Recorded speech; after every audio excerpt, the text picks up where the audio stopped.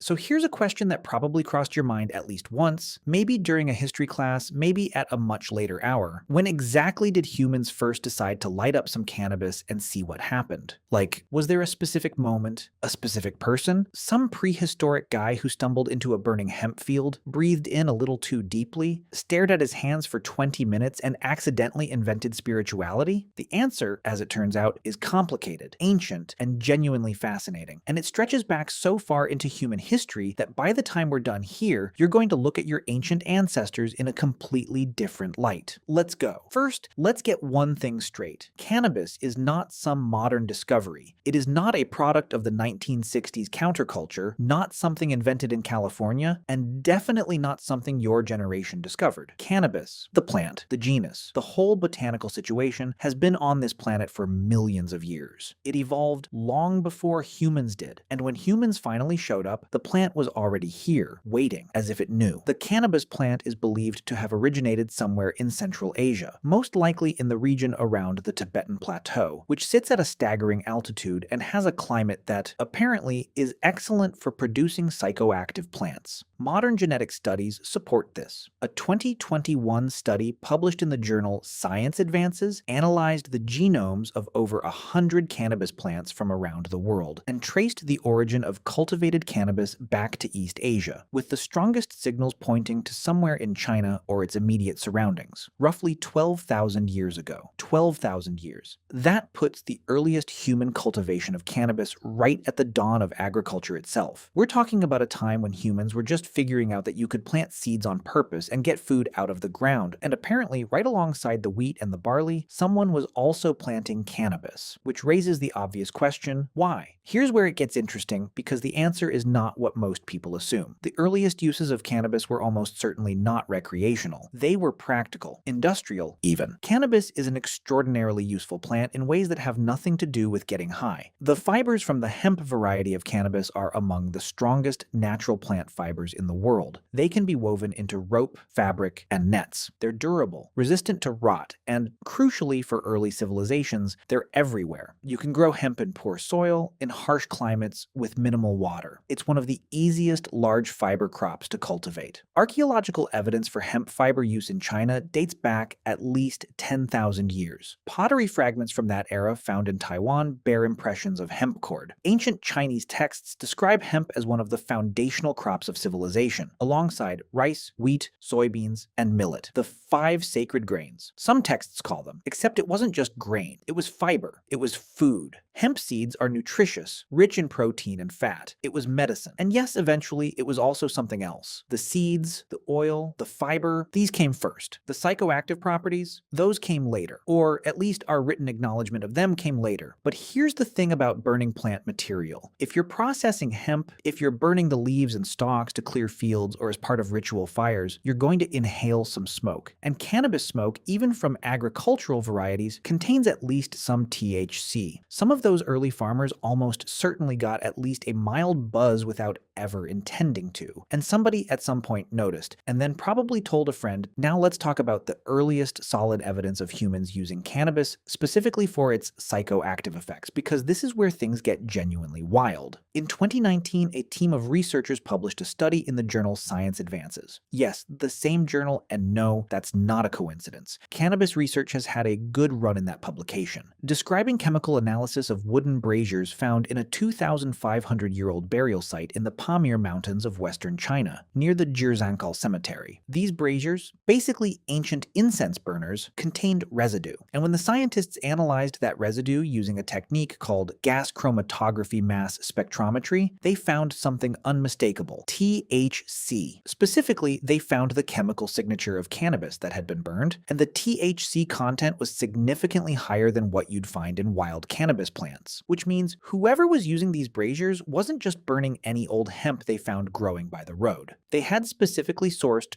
or possibly cultivated, high-potency cannabis. And the context matters enormously here. This was a burial site. These braziers were found in tombs alongside human remains, wooden harps, and other objects that suggest ceremony and ritual. This wasn't someone sneaking off behind a rock to get high alone. This was a formalized, intentional use of cannabis as part of a ritual surrounding death, possibly as a way to communicate with the dead, to reach altered states states that were understood as spiritual experiences, or both. The Pamir Mountains, where this site was found, sit at extremely high altitude, over 3,000 meters above sea level. Interestingly, cannabis plants grown at high altitude tend to produce more THC. The ancient people using these burial sites may have actively known this. They may have been sourcing their cannabis from specific high-altitude locations, specifically because it was stronger. Let that sink in. 2,500 years ago, in the mountains of Central Asia, people were strain selecting for potency, for ritual purposes. In tombs, humans have always been humans. But 2,500 years is actually not even close to the beginning. Let's keep going back. Written records of cannabis use stretch back at least 5,000 years in some traditions. The ancient Chinese Pharmacopoeia, one of the oldest medical texts in human history, attributed to the legendary Emperor Shennong and thought to date back roughly 4,700 years, describes cannabis as a medicinal plant. It was recommended for conditions ranging from gout to rheumatism to absent-mindedness. The text notes that consuming too much of the grain of hemp could cause you to see demons, which is a 5,000-year-old Chinese way of saying that yes, the psychoactive effects were known, and yes, they were considered a side effect worth mentioning. Ancient India has an even more exuberant relationship with cannabis. The Vedas, the sacred texts that form the foundation of Hinduism and represent some of the oldest religious literature in the world, dating back perhaps 3,500 to 4,000 years, mention a sacred drink called soma, which many scholars believe may have contained cannabis among other psychoactive substances. More directly, the Atharva Veda explicitly describes cannabis, bhang, as one of 5 sacred plants, a source of happiness, a joy giver, and a liberator that was given to humans by the gods. Bhang, in various forms, has been consumed in India essentially continuously for thousands of years. It's been used in religious ceremonies, given as offerings to the god Shiva, consumed at festivals, mixed into drinks and food. It remains legal in many parts of India today, sold at government-licensed shops, and consumed openly during holidays like Holi. It is by any reasonable measure one of the longest continuous cultural traditions involving a psychoactive substance in human history. And then there's the ancient Scythians. The Scythians were a group of nomadic Iranian peoples who dominated the Eurasian steppe, the vast grasslands stretching from Eastern Europe to Central Asia, roughly from the 9th century BCE to the 4th century CE. They were fierce, mobile, skilled horsemen, and they absolutely loved cannabis. We know this primarily because of Herodotus, the ancient Greek historian who wrote in the 5th century BCE, and who is, depending on who you ask, either the father of history or the world's first enthusiastic travel blogger. Herodotus wrote a remarkably detailed account of Scythian funeral practices, which involved, among other things, a cannabis steam bath. Here's how he describes it. After a burial, the Scythians would set up a small tent, place a dish of red-hot stones inside, and throw cannabis seeds and hemp plant material onto the stones. The heat would cause the plant material to smolder and release vapor. The mourners inside the tent would inhale this vapor, and, according to Herodotus, howl with pleasure. For a long time, historians weren't entirely sure whether to believe this. Herodotus had a reputation for occasionally embellishing. But then, in the 20th century, archaeologists excavating Scythian burial mounds called kurgans in Russia and Ukraine started finding exactly what Herodotus described: small braziers, charred cannabis seeds, and tent poles. The archaeological evidence matched the written account almost perfectly. The ancient Greeks, it turns out, had a reliable informant after all, and the Scythians weren't using cannabis purely for fun.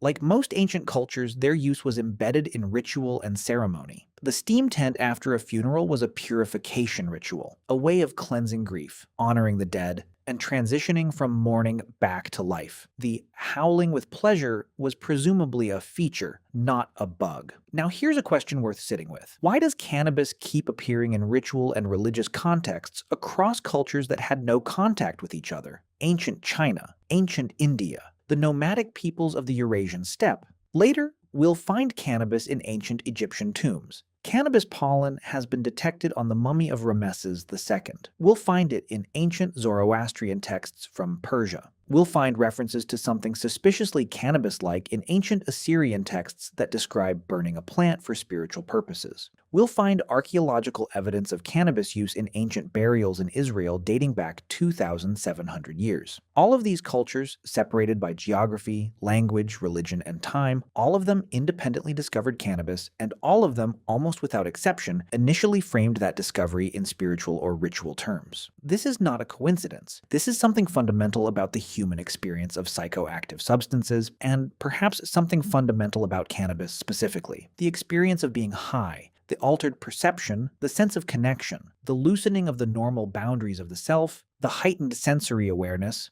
sometimes visions, sometimes an overwhelming feeling of significance. These experiences, in cultures that didn't have a framework for recreational drug use, were understood as encounters with the divine, as communication with ancestors or spirits, as temporary access to a state of consciousness that was normally inaccessible. That framing, cannabis as a doorway to something beyond the ordinary, appears independently in culture after culture, and it tells us something interesting. The human brain's response to cannabis is consistent enough across individuals that people in radically different times and places were having similar enough experiences to interpret them in similar ways. The plant, in a sense, was doing the same thing to everyone, and everyone came to roughly the same conclusion about what that thing was. Let's take a step back even further now, because there's a school of thought in archaeology and anthropology that pushes human cannabis use back far beyond any of these written records or even the Jerzancal tombs. Far beyond 2,500 years, far beyond even 5,000 years. Some researchers argue that cannabis, along with other psychoactive plants, played a fundamental role in the development of human consciousness, religion, and culture. This idea, sometimes called the stoned ape hypothesis in its most dramatic form, or more conservatively, the psychedelic origins of religion hypothesis, suggests that the accidental ingestion of psychoactive substances by early hominids may have had profound effects on brain development and the emergence of symbolic thinking. The stoned ape theory specifically, proposed by ethnobotanist Terence McKenna, suggests that early humans eating psilocybin mushrooms experienced cognitive enhancements that accelerated the evolution of human intelligence. This specific version of the theory is considered pretty fringe by most mainstream scientists. The evidence for it is thin, and the mechanism is not well supported. But the broader idea that psychoactive plants were present in the human environment for tens of thousands of years, that early humans would almost certainly have encountered and experimented with them, and that these encounters may have shaped early ritual and religious thinking, is taken much more seriously. Cannabis pollen has been found at ancient campsites. Cannabis seeds appear in the archaeological record alongside human activity going back thousands of years. The plant and the human have been sharing the same environments for so long that it would be genuinely surprising if there wasn't significant interaction long before the written record begins. The absence of evidence is not evidence of absence. And plant material, unlike bone or stone, rarely survives tens of thousands of years in usable condition. What we can say with confidence is this: wherever humans and cannabis were in the same place, at some point, humans tried it. That seems to be an empirical law of the universe. Okay, let's jump forward dramatically. Because the story doesn't stop in antiquity, it has to get to the modern world somehow, and the journey is almost as interesting as the origin. Cannabis spread from Central and East Asia outward over millennia. It moved west along trade routes into Persia, Mesopotamia, the Middle East. It moved into Africa. There's evidence of cannabis use in Ethiopia and other parts of sub-Saharan Africa going back at least 1,000 years, possibly longer. It moved into Europe, likely via multiple routes. The Scythians and related peoples brought it westward, and later trade routes reinforced the spread. It reached the Americas much later, not until the colonial period, when it was brought by European colonizers primarily for hemp fiber production. And yet, within a relatively short time of its arrival, it had been adopted, adapted, and integrated into various cultural practices across the New World. There's something almost unstoppable about this plant's relationship with humanity. Every time it showed up somewhere new, it stayed. Every attempt to eradicate it, and there have been many across many different cultures and eras, has ultimately failed. Cannabis today is grown on every inhabited continent. It is the most widely cultivated illicit crop in the world. And in a growing number of jurisdictions, it's no longer illicit at all. By the way, if you want to go even deeper into the secret lives of ancient humans, I just launched a full course called The Secret Lives of Ancient Humans. 10 modules, 3+ hours of content covering everything we never talk about on YouTube. What they feared, how they communicated, what hunted them, and much more. plus an exclusive PDF guide included. Link in the description. See you inside.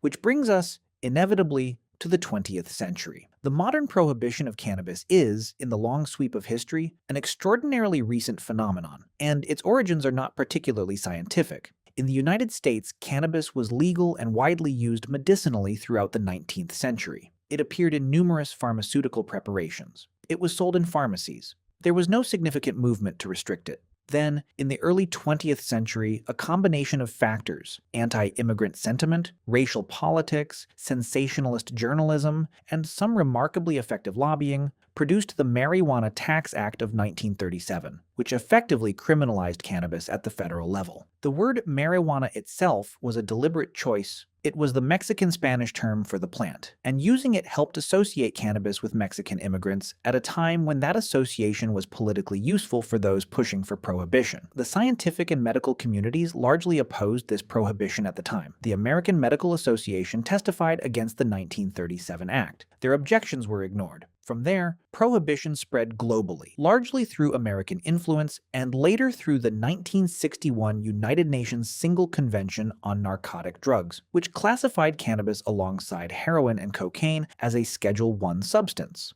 High potential for abuse, no accepted medical use. This classification has since been repeatedly challenged by scientific research, partially revised by the UN itself in 2020 when cannabis was reclassified, and overturned in practical terms by the legal cannabis industries that now operate openly in Canada, Uruguay, and a rapidly growing number of US states and other jurisdictions worldwide. The Prohibition era, historically speaking, looks increasingly like a strange 80-year detour in a relationship between humans and cannabis that stretches back at least 12,000 years, maybe much longer. Here's the part I want you to really sit with as we wrap this up. Cannabis has been with us, woven into agriculture, medicine, religion, ritual, trade, and culture for essentially the entire span of recorded human history. And before recorded history, it was almost certainly there too. Growing at high altitude, drifting into cooking fires, getting noticed by curious and experimentally minded people who then told their curious and experimentally minded friends.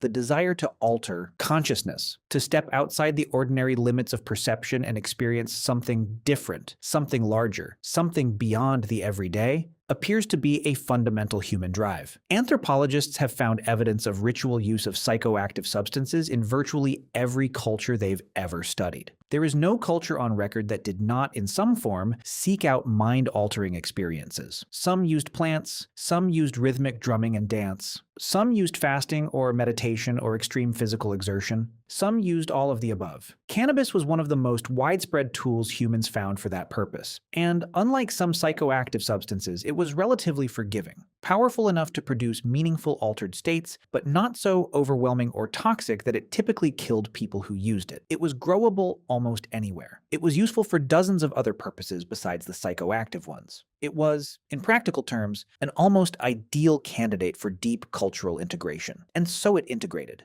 Deeply, globally, persistently. The ancient mourners in the Pamir Mountains, burning high-potency cannabis in wooden braziers to say goodbye to their dead, they were doing something humans had probably been doing in various forms for thousands of years before them. And the communities that now gather to use cannabis in ritual, or medicinal, or simply recreational contexts, they're participating in a tradition that stretches back further than almost any other human practice you could name. Longer than most religions, longer than writing, possibly as long as agriculture itself. So the next time someone acts like cannabis is some kind of new or strange or marginal thing, you can, with complete historical accuracy, point out that it is in fact one of the oldest and most enduring relationships in human history. Humans and cannabis. Together, apparently, since very nearly the beginning. Some partnerships, it seems, are just built to last.